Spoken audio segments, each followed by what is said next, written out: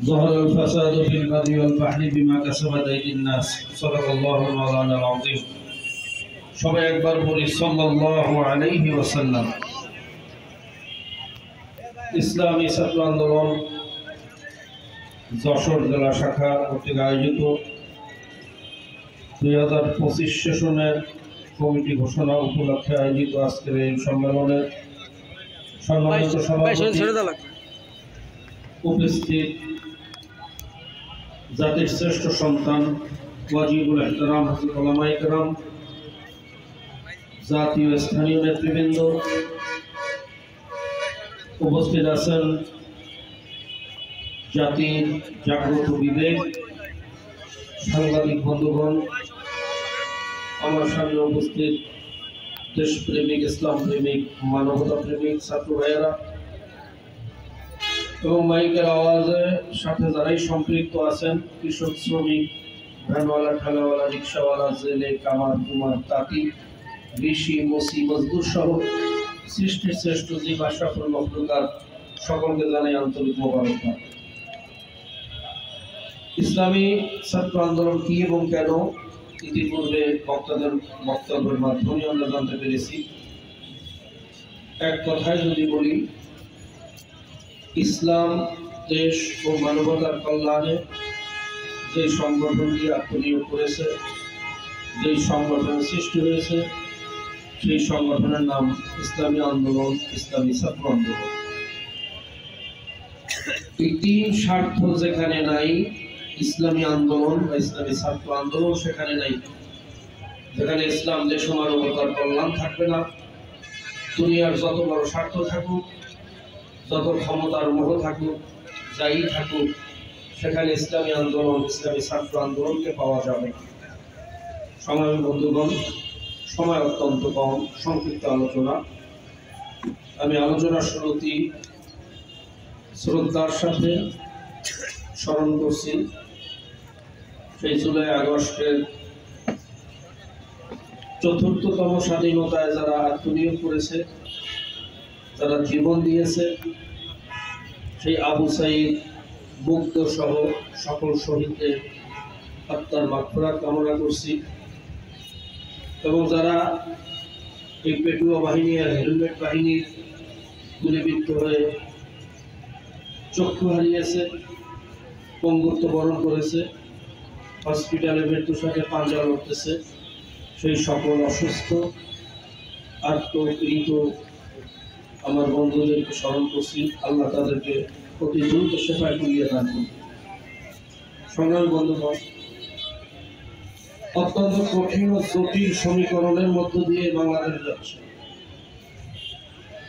একদিকে বিদেশি চক্রান্ত, অন্যদিকে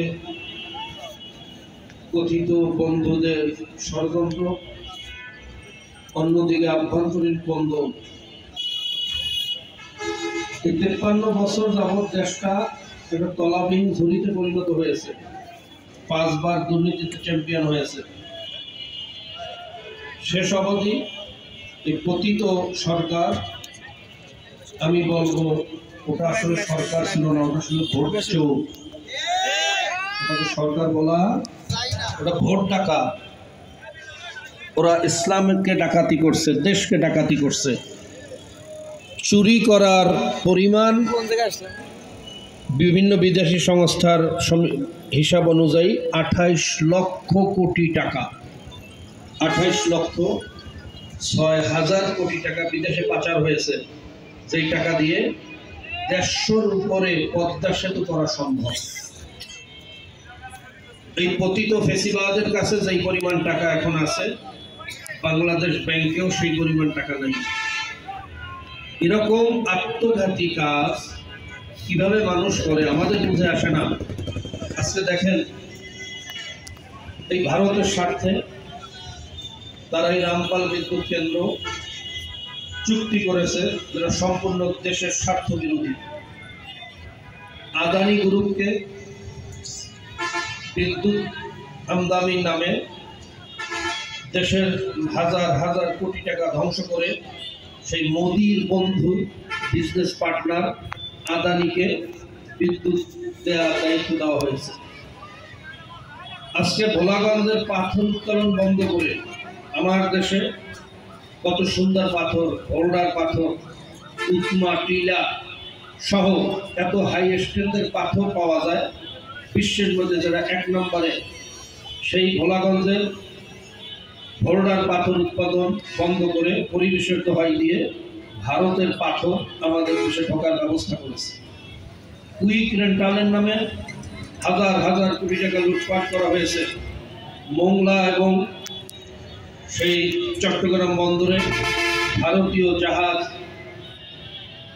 নামকে আসতে আমাদের ট্যাক্সের মাধ্যমে তাদেরকে সুযোগ করে দেওয়া হয়েছে। ভারতের জাহাজ আসলে আমার বাংলাদেশের জাহাজও ভিড়তে পারবে না, আগে তাদেরকে ভিড়তে দিতে হবে। এরপরে অন্য অন্য জাহাজ যতদিন পর্যন্ত ইচ্ছা পোর্টে থাকবে, মাল খালাস না হওয়া পর্যন্ত তাদের কোনো কৈফিয়ত তলব করা যাবে না।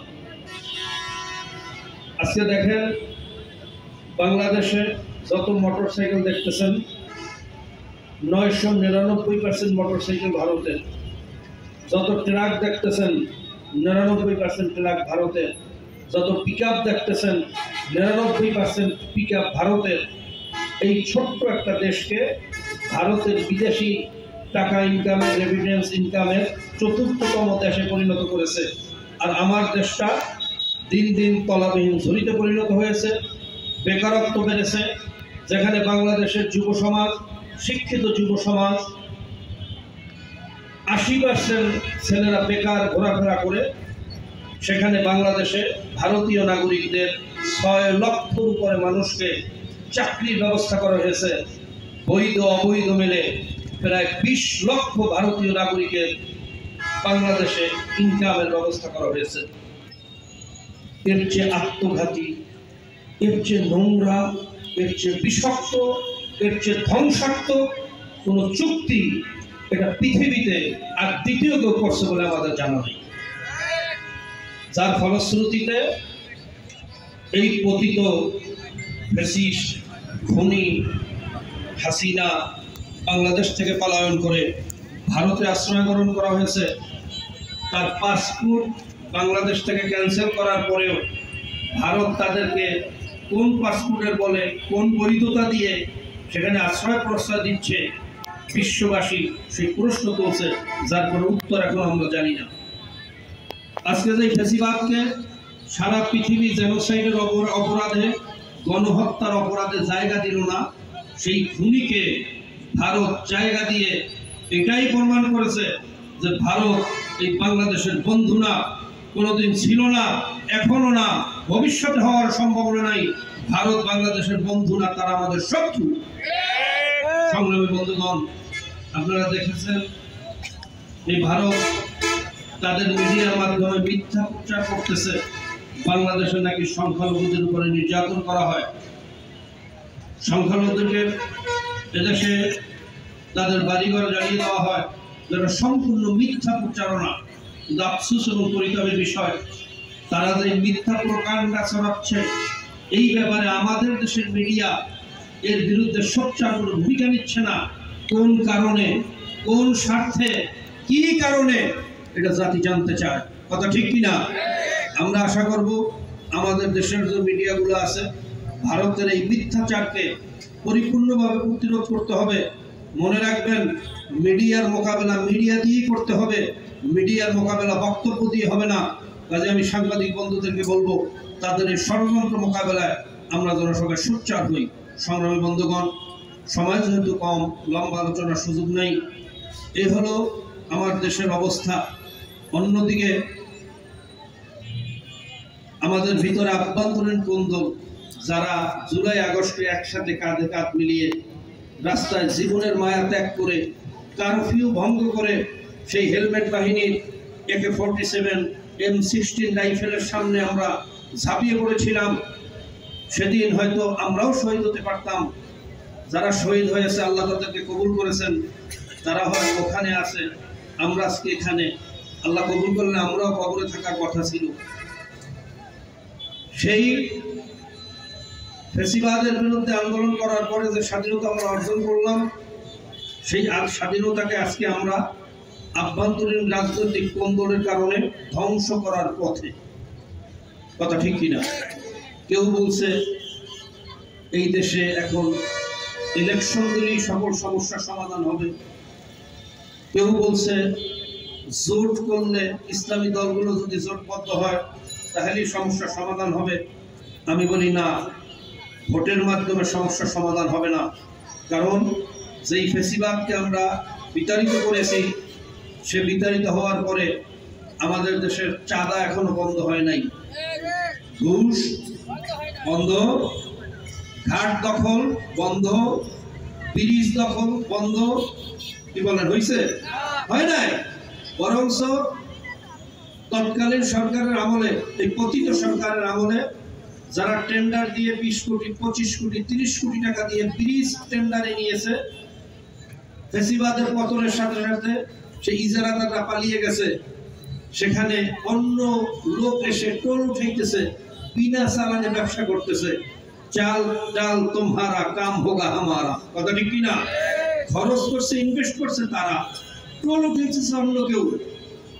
কাজী আমার দেশের এই জাতির ভাগ্যের পরিবর্তন হয়, ধরে বলেন হয়, এবং এটা পরিবর্তন হওয়ার সম্ভাবনাও নাই। কারণ নেতার পরিবর্তন হয়েছে, নীতির পরিবর্তন হয় নাই। মনে রাখবেন, এই বাংলাদেশে অনেকবার নেতার পরিবর্তন ঘটেছে, অনেকবার দেশের পরিবর্তন ঘটছে। আমরা সবুজ বাংলা দেখছি, সোনার বাংলা দেখছি, বিগত দিনে দেখলাম ডিজিটাল বাংলা, কিন্তু এই দেশের ভাগ্যের পরিবর্তন হয় নাই। কারণ নেতার পরিবর্তন হয়েছে, নীতি এবং আদর্শের পরিবর্তন হয় নাই। আর নীতি আর আদর্শের পরিবর্তন যতদিন না হবে ততদিন পর্যন্ত জাতির ভাগ্যের পরিবর্তন হবে না।